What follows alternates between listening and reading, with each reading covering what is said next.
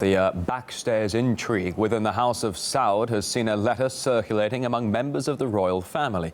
It calls for the Saudi king and deputy crown prince to be replaced. How could we accept involvement in military missions, the risks of which were totally miscalculated, like the military alliances for the attacks on Iraq and Syria and the war in Yemen? In light of the sharp deterioration in political and economic conditions, the drastic drop in oil prices, and the soaring public debt, we appeal to all the sons of King Abdulaziz to summon an emergency general meeting. They should isolate the incapable King Salman bin al-Aziz, the extravagant and vain Crown Prince Mohammed bin al-Nayef, and the rotten thief Deputy Crown Prince Mohammed bin Salman.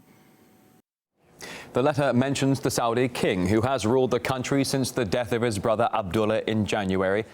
It also mentions his nephew Mohammed bin al-Nayef and his son, the deputy crown prince Mohammed bin Salman.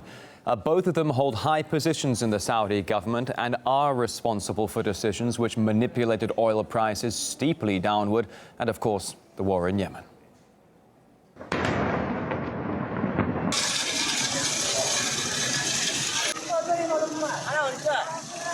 It will depend largely on their external benefactor, the United States, and whether the United States wants King Salman and his particular choices of defense minister, etc., to continue to rule.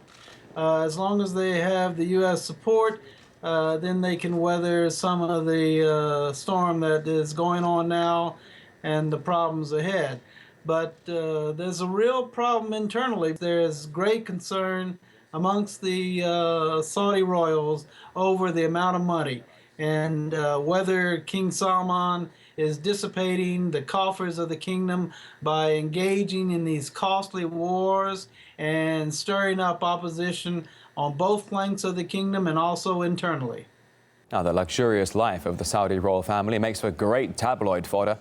In July, King Salman closed a French Riviera beach, barring the public so he could have exclusive use. And then during a Washington, D.C. visit, he booked out an entire luxury hotel. Now, he can afford that as the net worth of the royal family is estimated at least $1.4 trillion. Now, we asked political science professor Colin Cavill why the Saudi ruler publicly throws around so much money.